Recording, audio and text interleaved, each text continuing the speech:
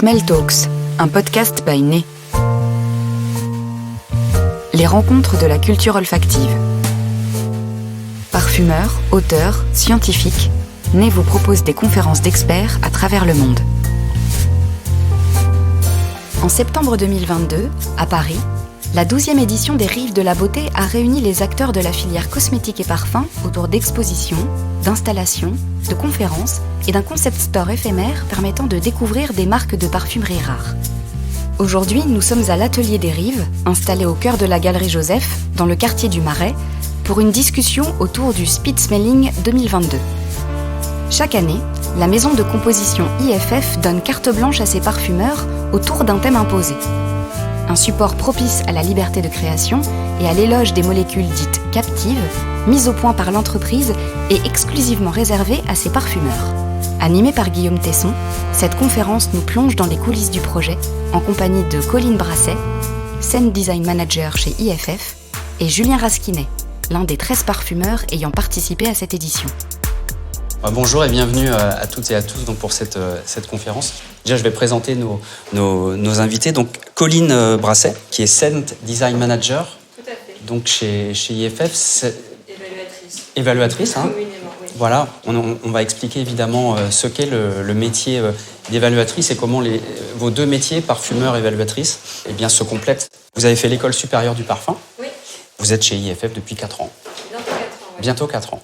Donc, Julien, au départ, vous n'étiez pas spécialement destiné à devenir parfumeur, même si c'est une passion depuis l'adolescence. Et il y a une rencontre qui a tout changé dans votre vie, c'est celle de Pierre Bourdon, qui décide de vous former, qui accepte de vous former. Lui-même ayant été formé par Edmond Rounitzka. On peut rappeler Pierre Bourdon, créateur de Kouros, Cool Water. Absolument. Et vous êtes du coup, Julien, parfumeur chez IFF depuis 8 ans, presque 9, je crois. C'est ça. Est-ce qu'on peut rappeler quel est le principe du speed smelling ? Bien, tous les ans, depuis bientôt 10 ans, il me semble, IFF donne un thème à ses parfumeurs autour duquel ils sont complètement libres de créer un parfum, une histoire, vraiment une création complètement libre, sans contrainte, sans histoire de prix, celle qu'on a habituellement quand on crée un parfum. Et ils ont un temps donné pour créer cette fragrance. Et une fois qu'ils sont prêts, une fois que l'histoire est prête, il y a le fameux événement de la speed smelling, donc à laquelle tu étais, Guillaume, qui est assez intense. C'est comme un speed dating en fait, c'est-à-dire que chaque parfumeur est assis à une table, vraiment c'est le principe du speed dating.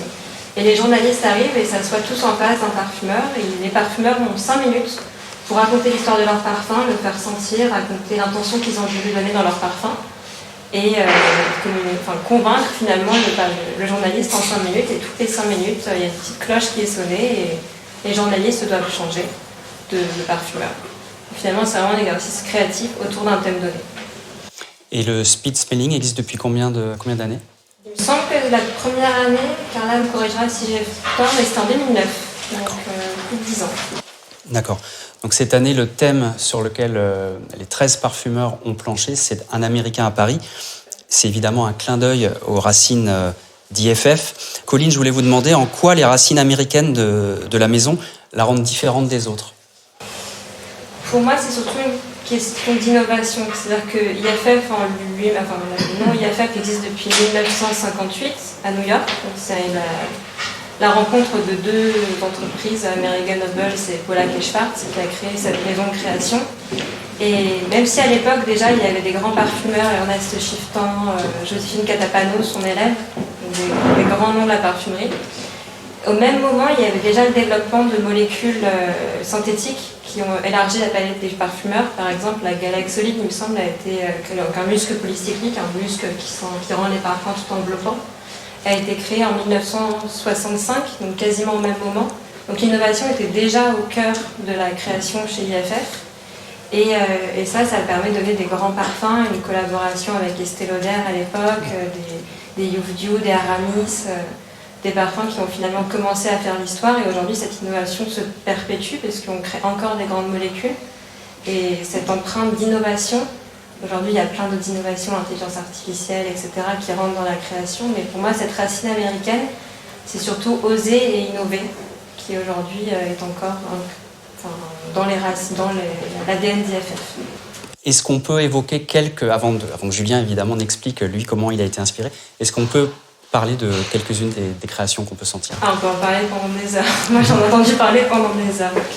Évidemment, alors c'est dur parce que c'est comme choisir entre 13 enfants. En fait, ce qui m'a beaucoup surpris, c'est que chaque parfumeur l'a vu d'une façon différente. Donc il y a notamment, par exemple, on peut parler de Maeve McCutcheon, qui a créé qui elle, quand on lui a parlé d'un Américain à Paris, a vu Andy Warhol, a vu les couleurs pop, a vu les icônes de la vie américaine et a voulu reconstituer cette odeur de la mushroom cream, la cream mushroom soup, donc les fameuses boîtes de conserve d'Andy Warhol, et a recréé cette odeur qui est fantastique. Vous allez le sentir parce que c'est vraiment un parfum très surprenant. Après, il y a des parfumeurs qui ont une image un peu plus historique. Nelly Hachem, par exemple, qui a, elle, quand on lui a dit un Américain à Paris, ça l'a ramené un peu à sa famille, à sa grand-mère. Et au débarquement des GI à Paris, au moment de la libération de Paris, et aux fameux cadeaux que les GI donnaient à cette époque-là, donc les cigarettes, les Lucky Strike, le bubblegum, le Coca-Cola. Donc il a voulu reconstituer cette odeur-là.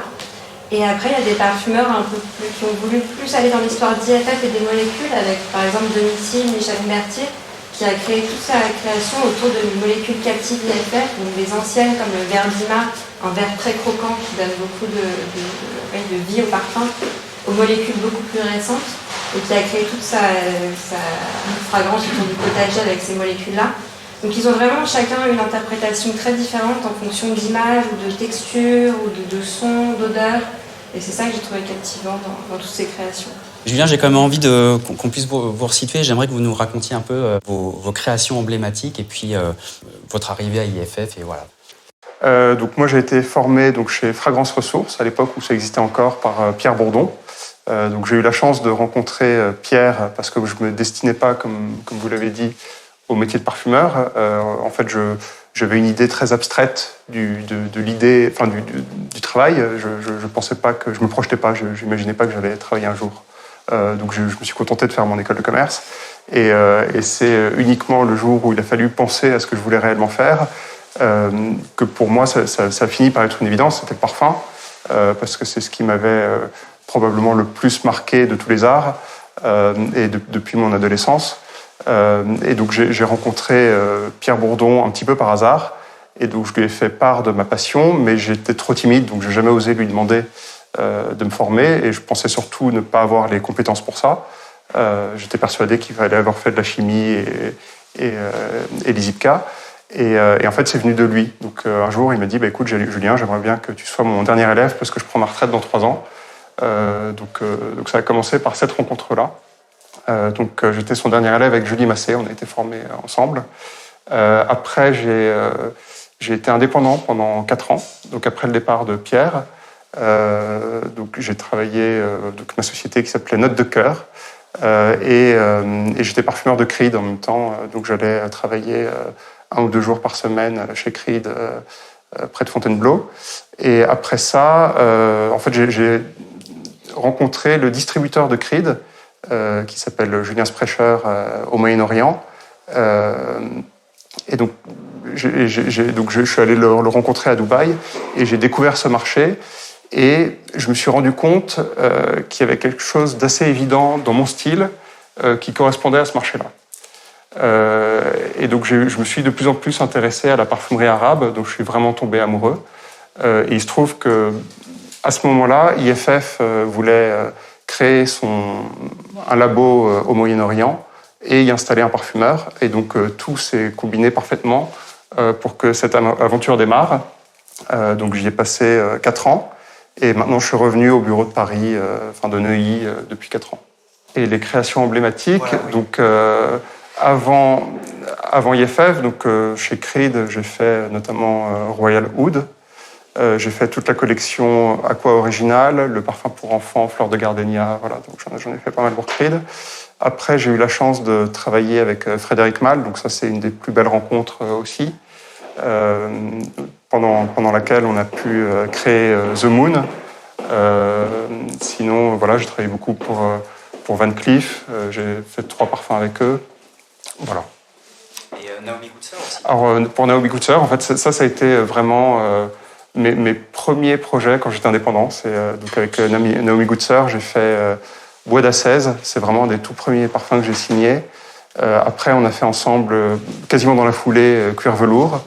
Et quelques années plus tard, on a sorti Iris Cendré, en fait, que j'avais fait longtemps auparavant et qui est sorti bien après. D'accord. Alors revenons à ce thème du Speed Smelling 2022. En tout début d'année, plus ou moins, vous recevez donc, vous lisez cette phrase, enfin ce thème, un Américain à Paris. C'est ça. C'est quoi votre réaction à ce moment-là ? Alors déjà, il faut aller relativement vite dans ce développement. Ma réaction, c'est que finalement, le souvenir que j'ai de la parfumerie américaine, c'est ma propre expérience, parce que j'ai oublié de dire aussi que j'avais fait un stage de fin d'études, donc quand j'étais en école de commerce, à New York, dans une société de composition de parfums. Et donc j'ai passé 1 an au total aux États-Unis. Et le souvenir que j'avais de cette parfumerie-là, c'était quelque chose d'extrêmement fruité. Je me souviens avoir senti énormément dans la rue, et même certains parfums français étaient de gros succès là-bas, notamment j'adore, qui était quand même très fruité. Tous les Escada fonctionnaient très très bien aux États-Unis. Il y avait des Calix avec des fruits tropicaux qu'on sentait beaucoup. Il y avait Be Delicious qui était aussi un gros succès du moment. Donc tout de suite, je me suis replongé dans cette période de ma vie de découverte de la parfumerie américaine. Déjà à cette époque-là, on commençait à parler de parfum de peau et de parfum cocooning, parce que c'était juste après le 11 septembre. Et déjà à ce moment-là, on commençait à avoir envie de plus de musc, de parfum intime. C'était une tendance qui commençait à venir, il me semble. Et c'est une tendance qui a continué et qui s'est développée. Et il y a eu d'énormes succès, notamment dans la parfumerie confidentielle avec Glossier You, par exemple, qui est un parfum qui est très intimiste, très poudré, très cocooning. J'ai voulu faire une espèce de double exposition, comme en photographie, ou une surimpression de deux périodes de la parfumerie, avec cette note très fruitée et un parfum beaucoup plus intimiste, beaucoup plus cocooning. Donc le thème étant un Américain à Paris, j'ai voulu interpréter un thème qui pour moi est très français et qui est un souvenir d'enfance, qui est la Mirabelle. Donc j'ai voulu créer cette Mirabelle qui était aussi un thème que Pierre Bourdon avait beaucoup travaillé en fin de carrière. Donc ce parfum, c'est aussi un hommage à Pierre Bourdon. Ça a été un de ses derniers sujets de recherche ces 3 dernières années. Donc j'ai réinterprété cet accord de Mirabelle pour l'inscrire dans ce parfum beaucoup plus cocooning, avec des notes iris, avec des notes musquées, quelque chose de très sensuel à la fois. Très réconfortant. Très réconfortant, absolument. Colline, à quel moment l'évaluatrice intervient ? C'est là où c'est un exercice un peu différent de ce qu'on fait dans notre vie de tous les jours, pour nous aussi, pour moi aussi, l'évaluatrice sur ce projet. C'est-à-dire que d'habitude, moi, j'ai un rôle un peu d'accompagner le parfumeur, de l'inspirer, de faire des discussions, qu'on partage nos idées, etc. Et aussi un peu le côté moins sympa de donner les limites, parce qu'on est sur un projet, on développe pour une marque, donc on a des contraintes de prix, des contraintes de marché. Et souvent, je fixe les limites finalement, alors que là, le rôle était complètement l'inverse, c'est-à-dire que c'était de les amener à dépasser les limites et à justement pousser les limites de leur créativité, à aller chercher vraiment dans leur inspiration et être sûr d'eux sur certaines choses. Je me souviens que Maeve, avec son champignon, au début, on était tous très fans, mais elle avait un peu peur, elle disait, mais ça sent quand même très très fort. Je disais, mais c'est pas grave, c'est ça qu'on veut, on veut sentir vos idées, on veut sentir ce que vous voulez. Et du coup, c'est plus un rôle et aussi de discussion beaucoup autour de leurs inspirations et de pousser les limites le plus possible pour que ce soit vraiment des créations uniques.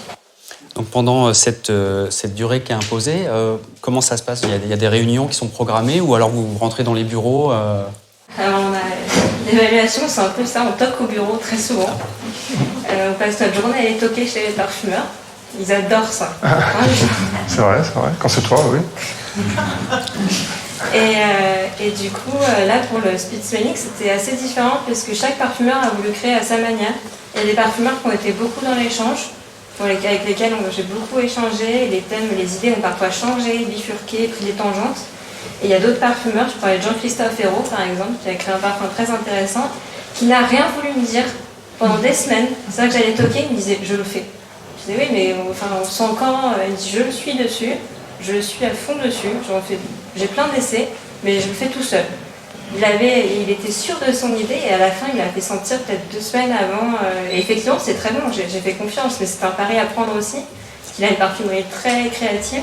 Est-ce qu'on peut décrire justement sa composition pour le Speed Smelling 2022 ? Je ne sais pas si tu te souviens de sa description de la note en face de toi, mais Jean-Christophe est un grand poète, donc je lui rendrai certainement pas assez justice par rapport à quand lui en parle. Mais Jean-Christophe, il a fait un contraste entre un effet pierre de silex, presque pierre à fusil à l'américaine, le Texas, et pour lui l'élégance à la française avec l'iris. Et on a un très bel iris chez IFF qui est un captif également, un captif naturel. Et du coup, il a joué entre ce contraste de l'élégance à la française avec une fleur très très riche dans tous les sens du terme qui est l'iris, et ce côté minéral, pierre à canon, où il a utilisé aussi des captifs qui donnent cet effet presque étincelle dans le parfum. Le parfum est très original et donc ça, il n'a pas voulu m'en parler pendant des semaines, jusqu'au jour où on est arrivé à 2 semaines de truc et où j'avais tout le monde sur le dos à me dire « où est la note de Jean-Christophe ?» Et je disais elle arrive, elle est en pleine création, mais je ne sais pas, il ne voulait pas m'en parler. Alors que d'autres parfumeurs ont été beaucoup plus dans l'échange, d'autres parfumeurs sont allés très loin, revenus, repartis, et en fait c'est vraiment par rapport au projet, au développement habituel où on a des deadlines plus courtes de présentation aux clients, etc., où là on va toquer aux portes plus fort. Là c'était plutôt, je passais dans les couloirs et je leur demandais est-ce que tu veux qu'on parle, est-ce que tu veux qu'on sente ta création pour la suite smelling, et certains oui, d'autres non. Voilà, donc c'est un process assez différent de ce qu'on fait d'habitude. Et chacun l'a pris de manière très différente. Julien, est-ce qu'il y a un côté récréatif dans cet exercice ? Oui, absolument, parce que déjà, il n'y a pas de contrainte de prix. Donc c'est vrai qu'on a quand même tendance à travailler avec cette contrainte-là. Il n'y a pas de contrainte de test non plus, donc on peut faire absolument ce que nous, on a envie de faire. Donc oui, c'est hyper créatif. Et j'aime bien... Il y a un thème qui est imposé quand même, mais j'aime bien ça. J'aime bien quand même avoir le cadre et pouvoir prendre des tangentes. Voilà. D'accord. Parce que oui, on peut se permettre des audaces, on se permettrait moins.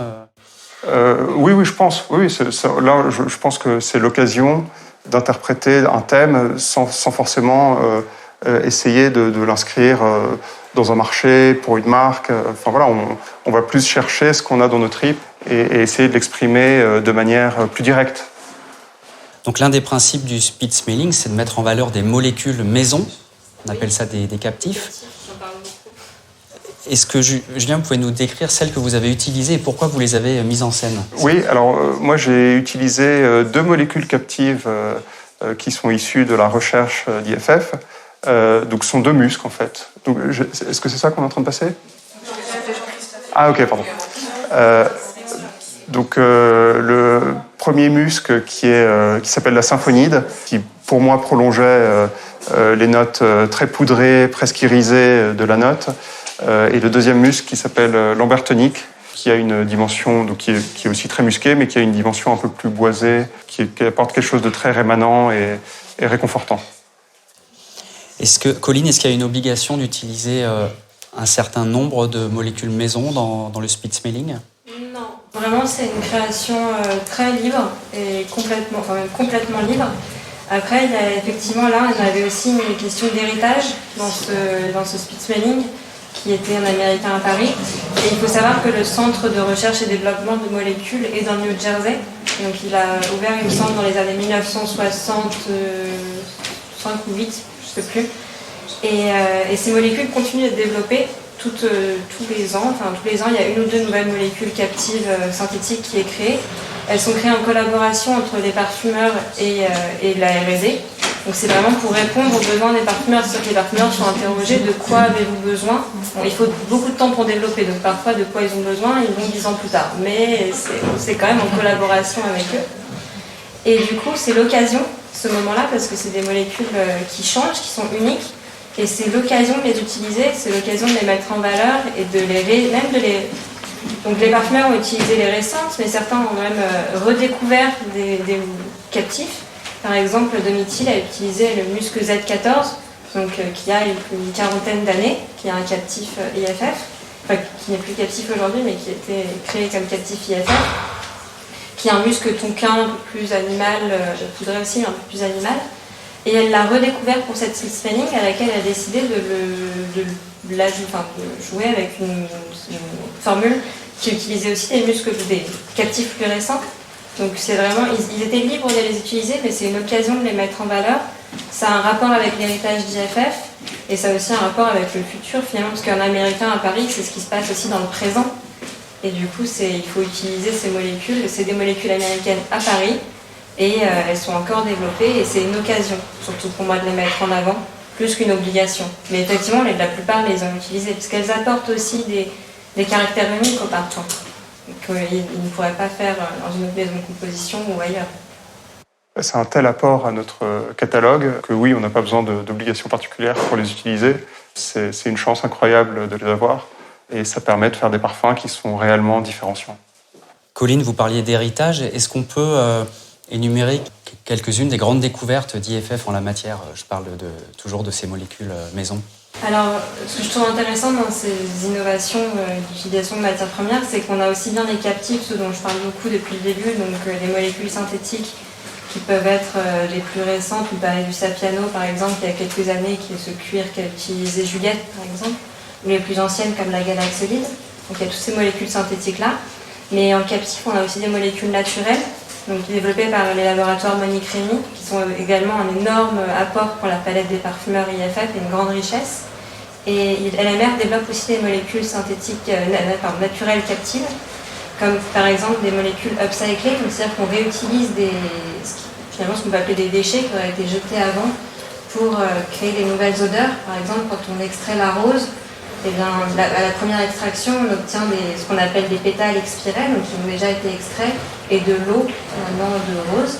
Et bien, on redistille cette eau pour obtenir de la rose essential, et on redistille les pétales pour obtenir la rose ultimate. Et ça, c'est des nouvelles facettes. En fait, on obtient une nouvelle facette de la fleur et ça enrichit énormément la palette du parfumeur. Donc ça aussi, c'est une innovation naturelle, certes. Et après, il y a d'autres innovations aussi, comme les livings. Donc les livings, c'est une technologie qui date aussi aujourd'hui, parce que ça date de 1985, il me semble.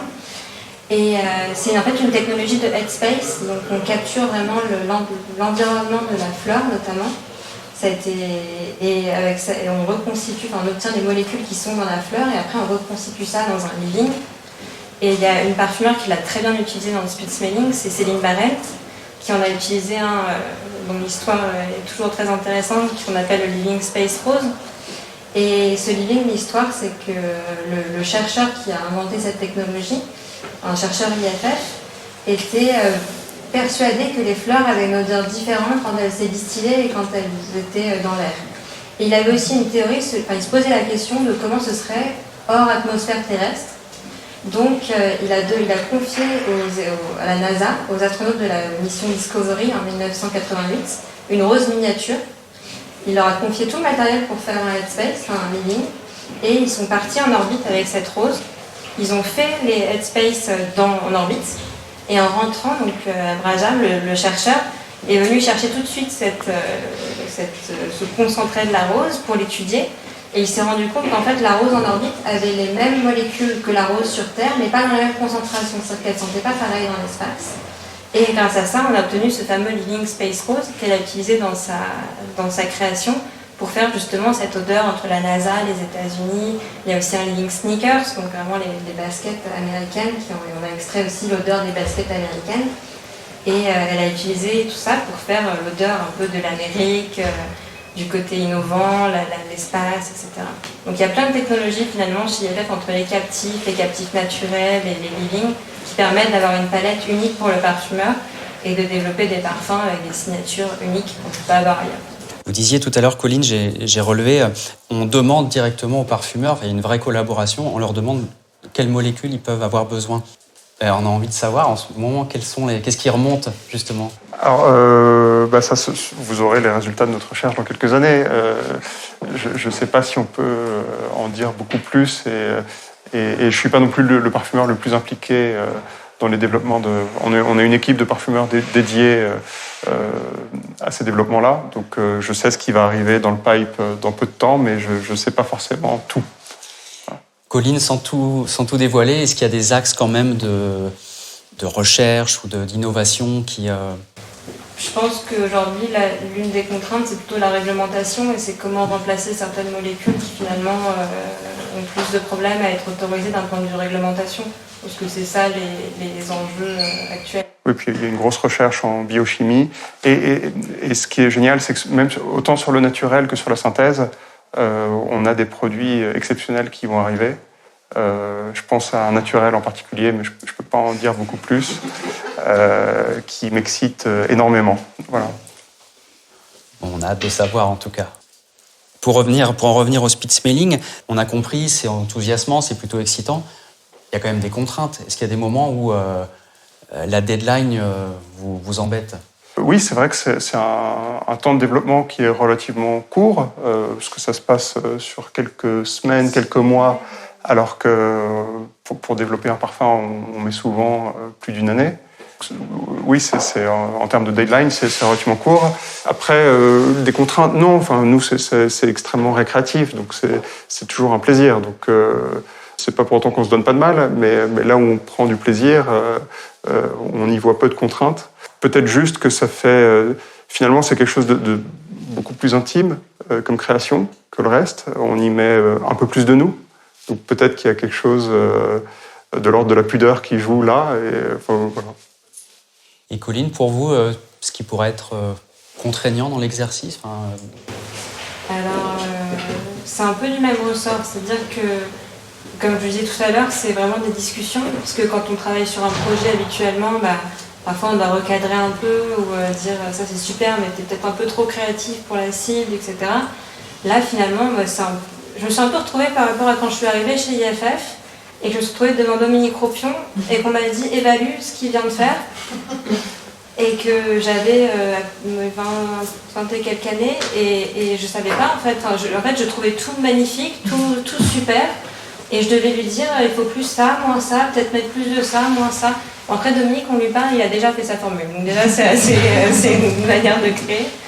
Mais quand on est devant des gens qui ont des années d'expérience et de devoir juger quelque part, après on comprend que c'est plus pour tenir un brief et que quoi qu'il arrive, on est dans le parfum, c'est subjectif, donc tout est bon, enfin il n'y a pas de bon ou de mauvais.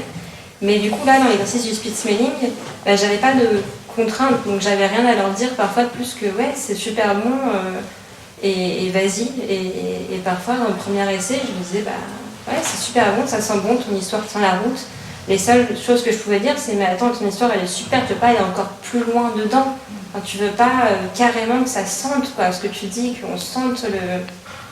Quand Nelly parlait des GI qui donnaient leurs cadeaux, je dis mais vas-y, il faut que ça sente la cigarette. Enfin, ouais, mais c'est pas très agréable, on s'en fiche. Enfin, c'est pas. On cherche à faire vraiment une création, à exprimer une histoire. Donc c'était plus de. J'avais pas de contraintes à leur dire. C'était plus challengeant pour moi-même d'arriver et de donner des commentaires quand finalement il n'y a pas de limite. Donc c'était ça pour moi le plus challengeant. Et avoir la note de Jean-Christophe, qui était aussi un challenge. Dans les 13 créations de ce Speed Smelling 2022, il y a effectivement de la pudeur, il y a beaucoup de choses assez confidentielles, il y a de l'audace. Est-ce que vous pouvez nous parler, Colline, de cette création, je vais être un peu schématique, mais qui associe la lessive et le pain? Ah, la baguette. Alors ça, c'est une création, c'est très drôle parce que, en fait, je ne m'attendais pas à ça de la part de cette parfumeur. C'est Delphine Lebeau qui a créé ce parfum. Delphine est pour moi la maîtresse des notes vertes. Je trouve qu'elle a une maîtrise des notes vertes et je me suis dit, l'Amérique, les notes très vertes, ça va être ça pour Delphine. Et en fait, pas du tout. Enfin, il y a quand même des notes vertes dans le parfum. Mais elle a eu cette idée, enfin pour elle, les États-Unis, c'était la propreté. Et c'était ce côté un peu consumériste des grands volumes, etc. Et vous voyez cette grande bouteille de lessive. Et elle a dit, pour moi, la France, c'est quoi? C'est bonjour baguette. C'est un peu ce cliché. Et quand elle m'a dit ça, honnêtement, je me suis dit, ok, j'attends. Enfin, je vais voir ce que ça sent. Et je m'attendais à quelque chose de très contrasté, très tranchant, pas très agréable. Mais c'était pas non plus l'exercice d'être très agréable.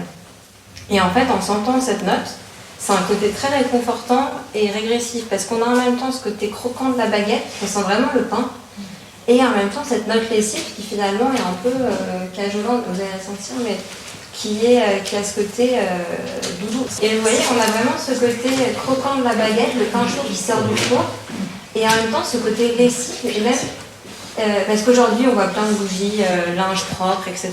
Mais je trouve que là, on a une vraie interprétation de la lessive. On ouvrait une machine et que le linge sent bon, on sent la lessive et le chaud associé à la baguette. Et vraiment, je trouve que c'est top, très réconfortante. Elle a un côté doudou câlin. Et on sent bien la baguette. Et c'est encore un exercice où je lui ai dit, mais t'es sûr que tu ne veux pas faire encore plus baguette? Et là, on est arrivé sur cette note baguette lessive. Est-ce qu'on irait jusqu'à avoir un sillage soi-même de lessive et de baguette Alors, moi personnellement, je les ai toutes portées parce que c'est un peu notre métier quand on est évaluateur aussi, de porter les notes parce que les notes qu'on sent sur les touches toute la journée ne rendront forcément pas complètement pareil sur peau. Et la peau en plus donne des dimensions au parfum qui sont complètement différentes. Donc je les ai toutes portées.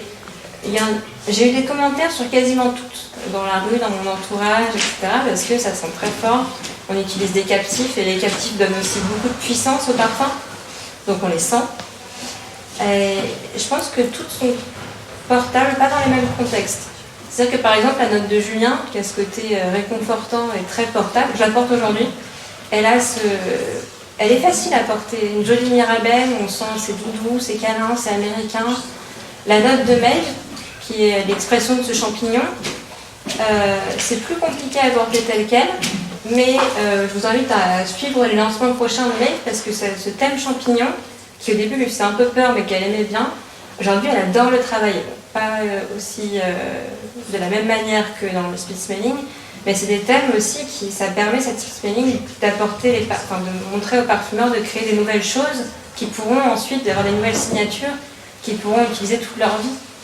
Et ça, c'est captivant. Oui, c'est ça. Pour moi, faire des parfums portables, c'est pas forcément l'objet du speed smelling. L'idée, c'est vraiment de la recherche fondamentale et c'est d'essayer de trouver des nouvelles pistes, des nouvelles voies de réflexion, voilà, de nouvelles idées, quoi. C'est pas uniquement de faire des parfums portables. D'ailleurs, comment on définit un parfum portable ? Alors ça dépend déjà des cultures, de l'époque. Il y a une espèce de nez collectif. Donc, on est capable de définir des parfums qui vont plaire à un certain nombre de gens. On est capable de prédéfinir ceux qui vont plaire aux masses. Mais oui, il y a aussi quelque chose de très individuel, de très intime dans ce qu'on peut penser. C'est très subjectif. Et ce qui se porte aujourd'hui n'est pas forcément ce qui ne se porte pas aujourd'hui, peut-être que se portera dans une paire d'années. Quand on voit La vie est belle, une création IFF, mais au moment de sa création en 2012, il y a beaucoup de gens qui trouvaient ça vraiment très très sucré, presque écœurant. Et aujourd'hui, finalement, quand on le sent en comparaison avec beaucoup de parfums qui sortent sur le marché, en fait, il n'est pas si sucré que ça par rapport à ce qu'on voit sur le marché. Et il est hyper portable. Et toujours, c'est le parfum le plus vendu au monde. Et on peut voir Angel, qui à l'époque où il est sorti, il y a 30 ans, les fameux tests dont parlait Julien, il testait pas du tout Angel. Et aujourd'hui, on voit le succès que c'est. Donc finalement, une note portable aujourd'hui n'est pas forcément... Enfin, une note pas portable aujourd'hui n'est pas forcément une note pas portable dans 10 ans, dans 20 ans. Oui, ou les bois ambrés. Là, je sens beaucoup de bois ambrés dans cette salle quand je suis entré. Au tout début, je crois que c'était Light Blue qui devait avoir 0,3% de caranal qui est un bois ambré. Aujourd'hui, on ne le sent même plus quand on le sent. On s'est tellement habitué à ces notes-là, elles choquent plus grand monde. Et puis les goûts évoluent. Les parfums, moi j'adore la parfumerie des années 80, mais c'est pas forcément celle qui fait recette aujourd'hui, quoi. Vous évoquiez les bois ambrés qu'on sent beaucoup en ce moment. Colline, votre regard sur cette vogue? Ah non, mais moi j'adore les bois ambrés. Je suis fou de bois ambrés, donc je dirais rien contre. Voilà. Et en plus, il y a des sensibilités très différentes. Il y a des gens qui ne sentent pas tant que ça le côté ambré. Je sais qu'il y a des gens que ça dessèche la gorge, ça fait très sec pour eux. Ça monte, c'est fusant. Et oui, c'est ça, il y a des gens pour qui ça casse le nez et qui derrière ne peuvent plus rien sentir. Et il y a des gens qui ont une tolérance. Il y a des notes comme ça dépend vraiment de la sensibilité de chacun. Et après, je trouve que ça apporte quand même de la puissance et de la vibrance au boisé. Chez IFF, on a des très bons, on a de l'amber extrême, un captif, je fais la pub des captifs aujourd'hui, mais un très bon captif, l'amber extrême, dès qu'on nous demande un peu d'amener de la puissance, de la vibrance dans le bois et de la puissance dans le fond et du long lasting, c'est des mots qu'on entend très souvent avec les clients. On sait que les boisés ambrés et l'amber extrême, cette molécule, est un cadeau chez IFF parce que on en utilise d'autres, on en a beaucoup d'autres. Alors l'amber extrême n'est plus un captif, mais on a encore l'opéranite qui est toujours captif, qui est une merveille. Ouais. On a des très beaux boisés ambrés et je pense que c'est assez utile aux boisés d'aujourd'hui et à la demande finalement des consommateurs d'aujourd'hui d'avoir cette vibrance et cette verticalité dans le boisé. Il y a donc un côté avant-gardiste dans l'exercice du speed smelling, puisqu'on s'autorise peut-être l'invention de ce qui se fera demain. Est-ce qu'on a du recul, si on se réfère aux premiers épisodes du speed smelling, est-ce qu'on sait s'il y a des créations de l'époque qui aujourd'hui se retrouvent sur le marché Forcément, parce que quand on crée des accords comme ça, après ça fait des petites marottes qui reviennent régulièrement et qui vont être distillées dans toutes nos créations, comme le champignon de Maeve certainement qui va ressortir. Ça fait partie des thèmes qu'on va continuer à développer, oui. Colline, est-ce que vous pouvez nous décrire en quelques mots la patte de Julien ? C'est dur.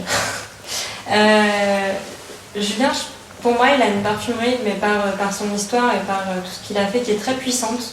C'est-à-dire que tout ce qu'il fait est très puissant, très signé. Il y a aussi il y a une empreinte de forcément son histoire et tout ce qu'il a fait par le passé. Et ce que je trouve intéressant quand on se sent avec Julien, c'est qu'il y a toujours une histoire. Parce que je pense qu'il a un petit côté commercial aussi, où quand on arrive dans son bureau, il nous raconte toujours une histoire qui est tellement belle qu'on a envie d'écouter et en fait ça correspond à la note et il nous emmène dans une espèce de voyage où on sent une note. Et je pense que c'est plus dans sa manière de créer, peut-être, je sais pas, tu peux réagir aussi, mais il y a une histoire derrière chaque note qui fait que tout a un cœur. Comment tu l'as appelée ta boîte? J'avais oublié que tu avais... Elle s'appelait Note de cœur, mais ça n'existe plus. Mais il y a un côté comme ça où tout a une histoire et il y a une histoire derrière chaque note. Et oui, non, mais c'est ce qui me reste de la formation que j'ai reçue de Pierre Bourdon, qui se disait parfumeur figuratif. Donc c'est vrai qu'il aimait bien réinterpréter des thèmes qui étaient des souvenirs. Alors moi j'aime bien parler de narration plutôt. J'aime bien cette idée de parfumerie narrative. Je trouve quelque chose de romantique à essayer de rechercher des émotions dans des souvenirs ou des histoires qu'on a envie de raconter. Oui, et puis tu crées souvent aussi autour de ça. Je me souviens d'un jour, je rentrais dans ton bureau il n'y a pas si longtemps. Et Julien, souvent, quand on rentre dans son bureau, il dit une phrase, c'est « Viens là, j'ai une merveille à te faire sentir ». Et c'est souvent vrai. Et c'est souvent vrai. Et il me fait sentir cette note, et je me dis c'est marrant, ça sent, c'est un peu, c'est dur à définir, c'est très addictif et en même temps très intense. Et ça se trouve, je vais spoiler un gros projet. Mais il dit, ça sent le sirop de liège. Et là, il me sort son pot de sirop de liège de son bureau. Parce que je suis belge. Parce qu'il est belge. Et en tant que personne du Nord aussi, je me suis dit, tiens, c'est marrant, ça sent la graffeux, la betterave, ça sent les vraiment fort. Et je me suis dit, comment tu vas pouvoir incorporer ça dans un parfum? Je me dis, attends, j'ai déjà fait ça avec, et merveilleux. Enfin, des histoires et des souvenirs qui sont réutilisés dans des parfums, c'est un peu ça pour moi, ta signature. Des histoires. Merci. On évoquait ces interactions entre l'évaluatrice, le parfumeur. Julien, est-ce que c'est important de ne pas être seul, finalement, pour... Ah ben oui, de toute façon, je crois que c'est très clair, on ne crée jamais seul.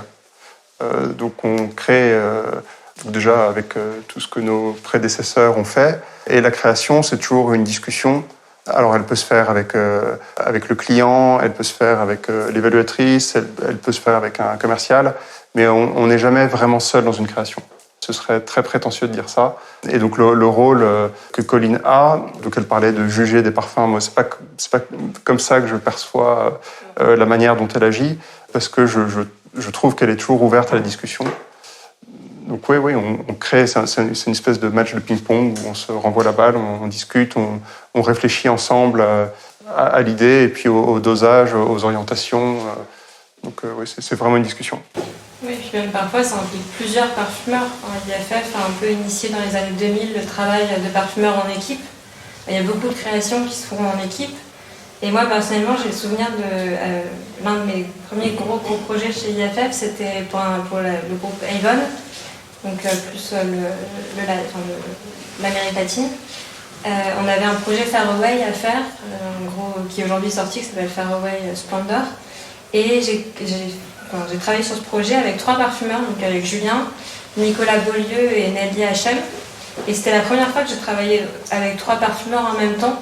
Donc au début, ils avaient chacun leurs notes. Et en fait, au bout d'un moment, ils se sont dit, mais pourquoi est-ce qu'on n'allie pas nos forces? Parce qu'a priori, le client a nos 3 notes. Et on n'arrive pas à aller, donc on va allier nos forces.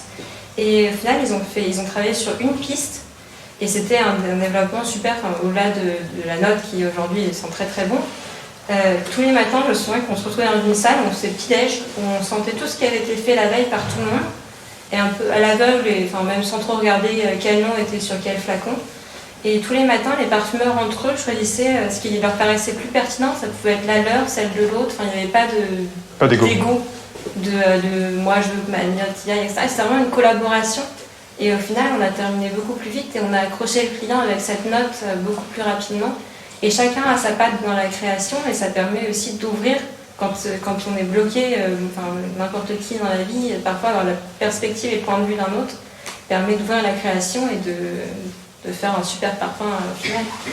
Ouais, c'est vrai que c'est assez intéressant de créer plusieurs parfumeurs parce que finalement on se force à questionner tout. Donc chaque ingrédient, chaque dosage, on ressent ensemble les matières premières et ça c'est important de continuer à le faire.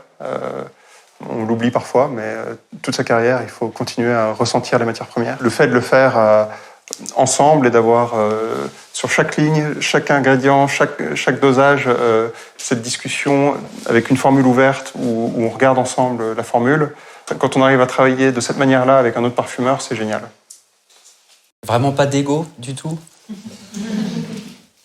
Pour ce projet en particulier, non, je crois qu'on s'est vraiment bien entendu. C'était vraiment chouette. C'était un développement sympa, on rigole, on partage, chacun est content pour l'autre et c'était vraiment... En tout cas, sur ce projet-là, moi, c'est un des plus gros sur lesquels je travaillais avec un trio de parfumeurs, même pas un duo, un trio. J'en ai aussi fait un hyper intéressant avec Delphine Lebeau et Domiti Michel-Lambertier sur un autre parfum Even qui s'appelle Love You. Où pareil, c'était où il fallait débloquer un moment, on n'arrivait pas à passer un certain cap. En fait, c'est par la conversation entre les deux et par les forces des deux qu'on a réussi à faire ce parfum. Et je me sens que c'était un projet, on était très mal partis. Honnêtement, on avait été sortis du truc et ils nous ont rappelé en nous disant « si vous voulez pas essayer avec telle note ».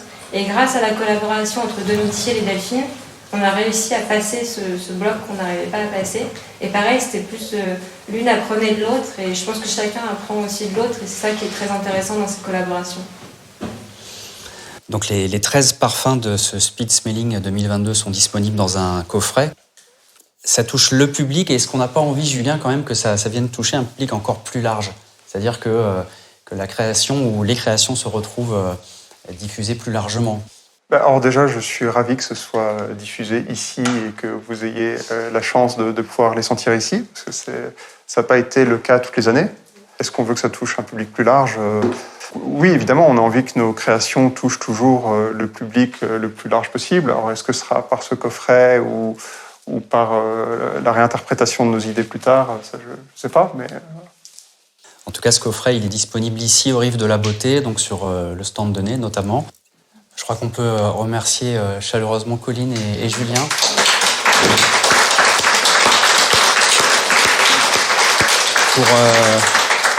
Pour leurs éclairages, pour leur générosité aussi. Puis on a envie de se retrouver dans un an. Aux Rives de la Beauté, voilà, formidable. Merci encore. Merci à vous. Merci beaucoup.